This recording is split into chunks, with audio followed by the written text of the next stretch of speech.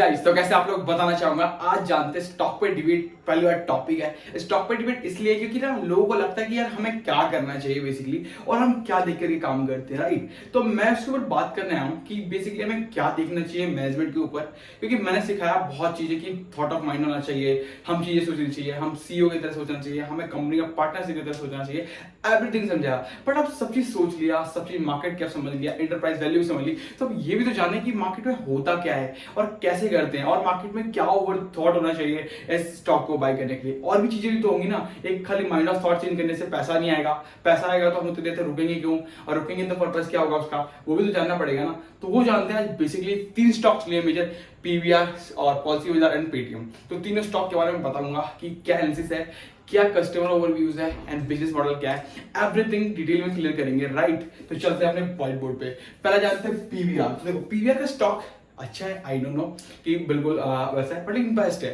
लोगों को ऐसा लगता है, मेरा भी फेवरेट बना था, फेवरेट रहता था, अभी भी है और है, बट लेकिन मैं पोर्टफोलियो में कभी ऐड नहीं करता। ये मैं खाली इंट्राडे एंड वैसे रहता है, मैं कभी स्टॉक की एडवाइस नहीं दे रहा, एंड स्टॉक के बारे में बता रहा हूँ। मैं सिर्फ एक नॉर्मल सा एक ओवरव्यू दे रहा हूँ कि स्टॉक मार्केट में ऐसे होता है एंड सारी चीजें इस तरीके से वर्क करती है, राइट। तो देखो पीवीआर का स्टॉक है, राइट। करंटली मार्केट प्राइस 1800 के आसपास चल रहा होगा, 1700 के आसपास चल रहा होगा।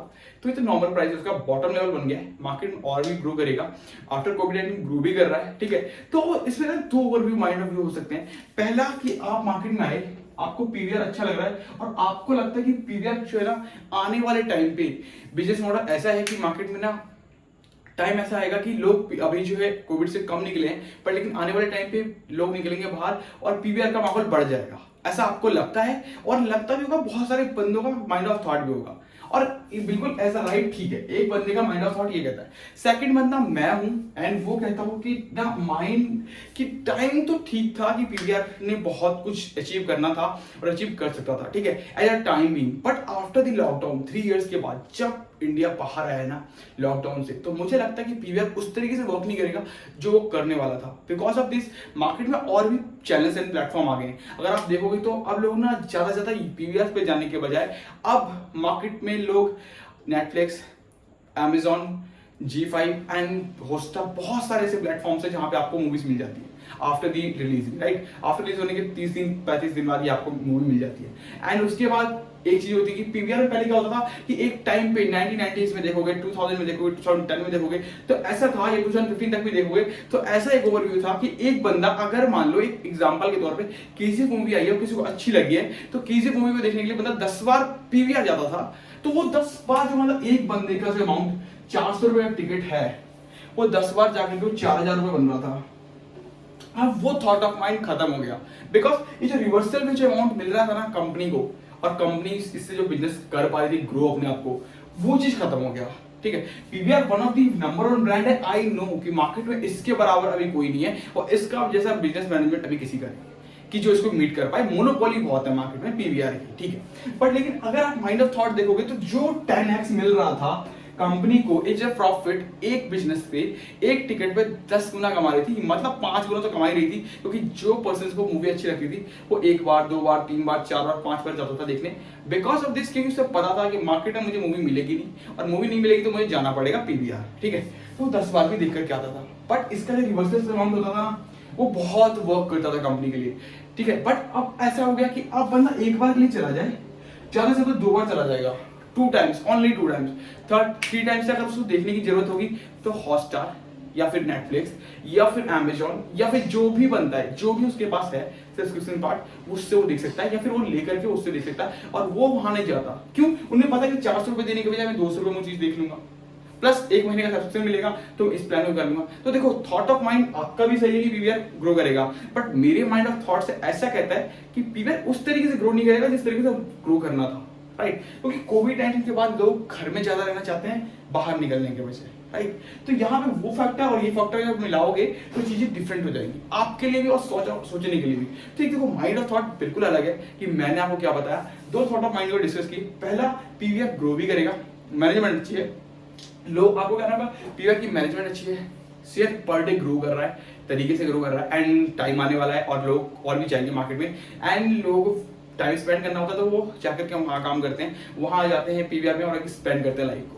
एंड ड्यू टू कोविड-19 उन्होंने अपना पॉपकॉर्न का बिजनेस बहुत ऊपर लेकर गया और चलाया। बट आपने ये देखा कि पॉपकॉर्न का बिजनेस का रेवेन्यू कितना जनरेट किया कंपनी ने, और रेवेन्यू जनरेट किया तो किस तरीके से किया, और कितना रेवेन्यू जनरेट उससे हो पाया और किस तरीके से उसको लेकर आ पाए, राइट। आई नो कि जो पॉपकॉर्न का प्राइस कोविड-19 के बिफोर हुआ करता था, आज उसका प्राइस ऊपर है और लोग उसको खरीद रहे हैं मार्जिन के बेस पे। वो कंपनी मार्जिन के साथ वॉल्यूम दे रही है, बट उसका ये भी तो देखो ना कितना परसेंट रेवेन्यू कवर कर पा रहा है पीवीआर एक पॉपकॉर्न से, ये भी डिपेंड करता है। तो आप एक माइंड ऑफ थॉट देखो कि मार्केट में आपका थॉट ऑफ माइंड बिल्कुल सही कह रहा है, पीवीआर ऊपर जाएगा, मैनेजमेंट अच्छी है। बट मेरा मानना ये हमेशा होता है कि जो कंपनी का मैनेजमेंट अच्छी चल रही है ना, वो ठीक है कि आपका वर्क अच्छा चल रहा है, आपकी अच्छी चीज है, बट लेकिन एक फंडामेंटल एनालिसिस के हिसाब से मुझे लगता है कि जो कंपनी अब भी मैनेजमेंट हिसाब अच्छा होने के बाद वो वर्क कर रही है, वो चीज वो कंपनी ऐसी चाहिए मुझे जो मैनेजमेंट अच्छा नहीं है बट फिर भी अच्छा कर रही है। यानी कि आने वाले टाइम पे अगर अच्छा मैनेजमेंट दिया जाए कंपनी को, तो देन कंपनी और भी अच्छा कर सकती है। तो मेरा माइंड ऑफ थॉट ये कहता है,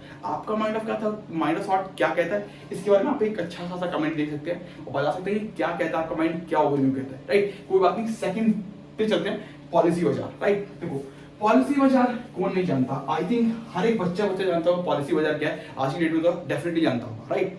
तो पॉलिसी बाजार एक छोटा सा एक मॉडल है जो कि एक मान लो एक डिस्ट्रीब्यूटर है। पॉलिसी बाजार एक डिस्ट्रीब्यूटर है, आज के जमाने में तो हर कोई जानता है, राइट। एंड मुझे लगता है नहीं पॉलिसी बाजार का यूजर फैक्टर वो नहीं है जो बिफोर कोविड और 2020-21 के आसपास हुआ करता था। बिकॉज ऑफ दिस ना, देखो दो माइंड ऑफ थॉट यहाँ ही बताऊंगा। पहला माइंड ऑफ थॉट लोगों का होगा कि यहाँ पे ना बिजनेस का मॉडल अच्छा है, कंपनी ग्रो करेगी। आई नो कि बिजनेस का मॉडल अच्छा है, कंपनी के पास कस्टमर्स फैक्टर से बहुत ज्यादा है, कस्टमर के पास इतनी सारी पॉलिसी बेच रखी इन्होंने की बहुत सारी चीजें। बट आज के जमाने में ना यार, जो मेरा माइंड ऑफ थॉट है कि लोगों को ना बस स्कैम वाला चीज नहीं चाहिए। अगर आप एक बिजनेस कर रहे हो या फिर आप एक अगर आप फाइनेंस में काम करते हो या फिर आप एक कोई भी बैंकिंग लाइन में हो, तो आपको इतना पता चल जाएगा कि मार्केट में कुछ भी होने से पहले ना, अगर समझ लो कि क्रेडिट कार्ड कस्टमर स्वाइप किया है तो उसका ओटीपी आने से पहले ना 50 और 70 हो जाता है कि चीजें करना क्या है। तो स्कैम करके जो आप ये मैसेज भेजते थे, चार सारी चीजें होती थी ना, वो चीजें तो खत्म हो गई है। अब कस्टमर को वो नहीं चाहिए, आप कस्टमर को वो प्लेटफॉर्म नहीं चाहिए कि जहाँ पे स्कैम एंड बात बताइए कुछ और मिला कुछ और, ऐसा नहीं चाहिए। अब वो चीजें होने से रहा, ठीक है। तो ये जो फैक्टर है ना वो बहुत अलग सा हो गया है। मतलब एक मार्केट में आने के बाद जो चीजें हुआ करती थी ना, मतलब एक नॉर्मल सा बंदा आया, उसको आपने एक पॉलिसी चिपका दी, किसी भी तरीके से चिपका दी, आपने उसको प्लान कुछ और बताया, निकला कुछ और, होता कुछ और है। बिकॉज उसको पता नहीं होता कि मार्केट में मुझे प्रीमियम प्लान मिला है, क्या मिला है, एक्सीडेंट क्या है, एक्सीडेंटल बेनिफिट क्या है, समय शॉर्ट क्या है कंपनी का, एवरीथिंग नहीं पता। या फिर यूनिट लिंक प्लान है, ट्रेडिशनल प्लान है, एवरीथिंग उसे नहीं पता होता लाइफ इंश्योरेंस के बारे में। बिकॉज ऑफ दिस वो 9 to 6 जॉब करने के बाद वो लाइफ इंश्योरेंस के बारे में क्या जाने, उसे इतना पता कि फैमिली को सेव करना है, उसने लाइफ इंश्योरेंस ले लिया, तो वो चीज तो खत्म हो गया। आज का बंदा सिर्फ इतना अवेयरनेस है कि बंदा जानता है कि नहीं, अगर लाइफ इंश्योरेंस बेचना है ना, तो हमें लाइफ इंश्योरेंस खरीदना है तो हमें सारी चीजें पता होनी चाहिए। मार्केट ऑफ वैल्यू क्या है, मार्केट का वैल्यू क्या कहता है एंड एवरीथिंग। तो उसके लिए तो मुझे लगता है कि पॉलिसी बाजार उसके एप्लीकेबल नहीं है कि वो पूरा मीटअप कर पा रहा है। Because of this I know कि पॉलिसी बहुत ज्यादा बेचता है पॉलिसी बाजार के मुकाबले कोई भी ऐसी कंपनी नहीं है जो पॉलिसी का टक्कर दे पाए पॉलिसी बाजार का। बट एक टाइम लिमिटेशन के अनुसार जो लोग सोचते हैं कि बिजनेस मॉडल अच्छा है, यस बिजनेस मॉडल अच्छा है, कंपनी के पास बहुत सारा कस्टमर यूजर बेस भी है एंड सारी चीजें भी। बट मुझे लगता है कि आज जो लीडिंग मिल रही है ना कंपनी को, जो लीड मिल रही है उसको भी वो हैंडल नहीं कर पा रहे अपने तरीके से। उनके पास कस्टमर सर्विस से ज्यादा ना, उनके पास सिर्फ सेल्स का बिजनेस ज्यादा है। वो सेल ज्यादा जितना करते हैं उतना कस्टमर को सर्व नहीं करते। पहली बात, ठीक है, आपका कहना है बिजनेस अच्छा है, मैं आपको कहता हूँ कि कस्टमर को सर्व करने के लिए ना कस्टमर सर्विस भी होनी चाहिए। बट लेकिन इनका दो फैक्टर है, एक जो आप कह रहे हो बिजनेस मॉडल अच्छा है, आई नो कि बिल्कुल अच्छा है, कंपनी का नाम बहुत हर बच्चे तक को पता है कि पॉलिसी बाजार क्या है, पॉलिसी बाजार एक पॉलिसी बेचती है, डिस्ट्रीब्यूटर एवरीथिंग, ठीक है। बट अब देखो बहुत सारी कंपनी आती है ना, इसके पास आने के बाद क्या होता है कि इसको एक बिजनेस मिलता है कि आप मेरी 100 पॉलिसी सेल कर दो, हम आपको अभी तक 30% दे देते, हाँ वो 50% ऑफर कर देगी, ठीक है। अब 50% में कंपनी ने उस पॉलिसी को टेक ओवर कर लिया कि हम आपको 100 पॉलिसी बेच के दे देंगे इतने टाइम लिमिटेशन में। बट एक बात सोचो, चेक स्कैम करके बिजनेस चलता था, मैसेज भेजा, सारी चीजें बताई एंड एवरीथिंग, कुछ भी हो रहा था ऐसे वैसे सब कुछ, वो तो खत्म हो चुका है, ठीक है। अब आज का बंदा से पहले समझना चाहता है कि आप दे क्या रहे हो, फिर सामने वाली कंपनी क्या दे रही है, सारी चीजें। तो जो कंपनी उसके पास आती है ना, वो डिस्ट्रीब्यूटर है ना कि कंपनी, तो उसके पास सारी कंपनियां आती हैं, वो उनको बिजनेस देता है और उस तरीके से वो वर्क करता है। तो पहली बात, कस्टमर सर्विस को सर्व कैसे कर पाए, वो असिस्ट करते हैं अपने कस्टमर सर्विस पे, बट लेकिन उसके असिस्ट करने का तरीका अलग है। अब सारी कंपनियों का फीचर एंड बेनिफिट तो अलग है। अब वो सारी चीजों को इस तरीके से मॉडिफाई कर ही नहीं सकते, क्योंकि हर कंपनी अलग तरीके से उसको सर्व करती है। अब सर्व करने के लिए पॉलिसी बाजार सिर्फ एक डिस्ट्रीब्यूटर है, ठीक है। अब डिस्ट्रीब्यूटर का जो रोल है वो तो खत्म हो रहा है ना, because of this her company अलग अलग है और हर कंपनी के प्लान एंड बेनिफिट्स एंड हर चीज के टारगेट्स अलग है। कस्टमर को वो चाहिए जो पॉलिसी बाजार ने बताया था, पॉलिसी बाजार वो दे नहीं पाएगा बिकॉज ऑफ दिस कि उसने कुछ गलत बताया था। तो सारी चीजें माइंड ऑफ थॉट अलग हो गया ना, जब सारी चीजें अलग हो गई तो फिर वो नॉर्मल सी बेस है कि वो बन नहीं सकता, और जब बन नहीं सकता तो कस्टमर यूजर फीड वहां पे कस्टमर का यूजर फीड जो है वो बिल्कुल अलग हो जाता है कि कस्टमर सर्विस हमें नहीं मिल रही कंपनी से, हम पॉलिसी बाजार पे क्यों जाए, डायरेक्ट कंपनी क्यों नहीं जाए। अब एको है, डिजिट है, बहुत सारी कंपनीज ऐसे आई मार्केट में जो इंश्योरेंस देती हैं ट्रैवल्स का एंड आप देखोगे तो कार्स का एंड बहुत सारी चीजें। तो क्या ऐसी कंपनीज में अगर आप इसमें देखोगे तो आई नो कि मार्केट में रिन्यूअल वाले प्लान बहुत होते हैं इनके पास, सारी चीजें करते हैं, बट लेकिन अभी भी लोग ना एको जाना चालू करेंगे मुकाबले यहाँ पे। और एको और डिजिट जैसी कंपनी तो इनके पास है भी नहीं, वो कहते हैं कि नहीं हम तो डायरेक्ट अपना बिजनेस सेल करेंगे। और मुझे लगता है कि जितने सालों में इन्होंने अपना बिजनेस मॉडल रिकवर किया है उससे जल्दी वो कर पाएंगे बिकॉज ऑफ दिस, और कम प्राइस में कर पाएंगे आई थिंक, क्योंकि जब यूजर बेस उतना अच्छा नहीं था, जब उनको पता नहीं था, अवेयरनेस नहीं था, बट आज लोगों को अवेयरनेस है और सारी चीजें हो पा रही हैं। तो आई थिंक मुझे लगता है कि एको एंड डिजिट जैसी जो कंपनी नई आई है मार्केट में लीड के लिए, वो आई थिंक कम्पीट कर पाएंगे बिजनेस को। और ये बिजनेस मॉडल मुझे नहीं लगता कि मुझे इसे अपना प्रॉफिट के लिए डालना चाहिए। आई नो कि इसका वैल्यूएशन बहुत अच्छा था, कंपनी ने बहुत ज्यादा पैसे मांगे एंड कंपनी को ये मिला। जैसे कि मैंने नायका का भी एग्जांपल दिया था लास्ट में कि नायका इस बहुत बड़ी वैल्यूएशन हुई कंपनी की, बहुत ज्यादा पैसे मांगे 72,000 करोड़ रुपए।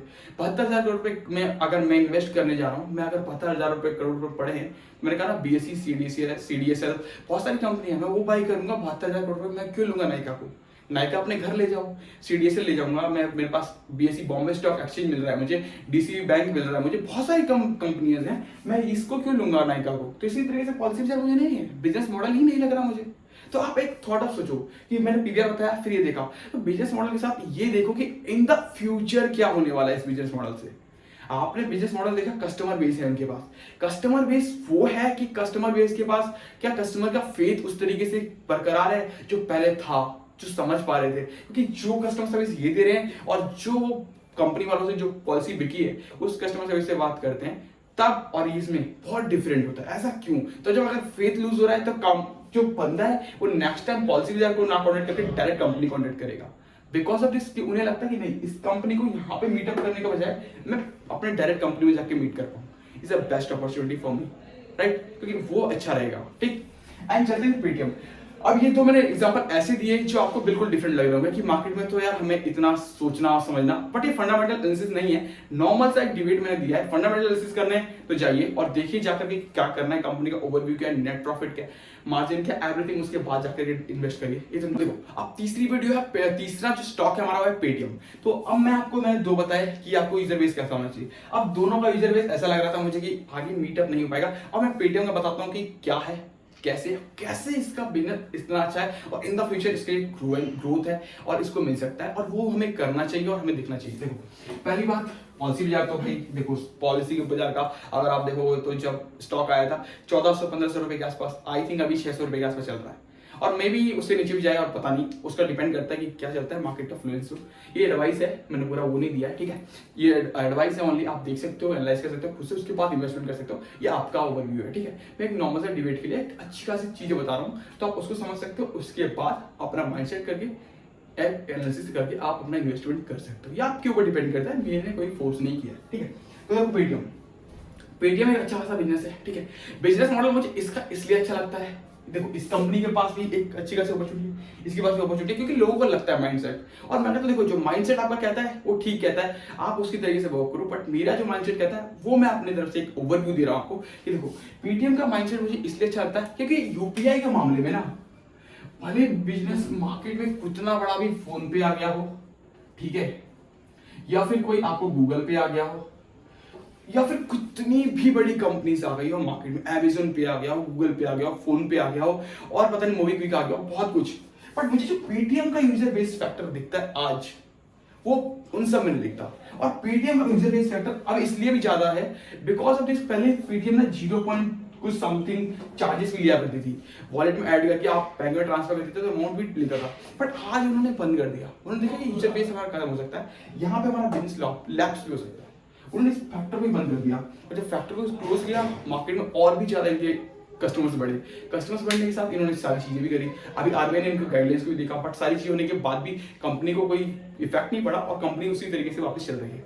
और मुझे लगता है कि इस स्टॉक को बारे में ना मैं इन्वेस्ट कर सकता हूँ is a long term because of this कि इसका यूजर फैक्टर प्लस मार्केट में कितना भी कुछ हो जाए, पर लेकिन पेटीएम को चलाना ना कोई नहीं भूलता। अगर पेटीएम ने स्टार्ट किया था ये यूपीआई वाला सिस्टम, तो आज भी पेटीएम ही इसका मोनोपोली अधिकार है, ठीक है। क्योंकि पीवीआर जो है हमेशा यहाँ पे ना आपको मोनोपोली की जगह पे जो पीवीआर का मोनोपोली है, यहाँ पे आपको हमेशा ही कम्पीट करता हुआ दूसरा बिजनेस दिखेगा। जैसे आइनॉक्स सेकंड नंबर पे था, उसको भी उन्होंने एक्वायर कर लिया। आइनॉक्स ने भी ऐसे बहुत सारे बिजनेस को एक्वायर किया है जो कि उनके कम्पीट में थे, मतलब उनके कॉम्पिटिटर थे।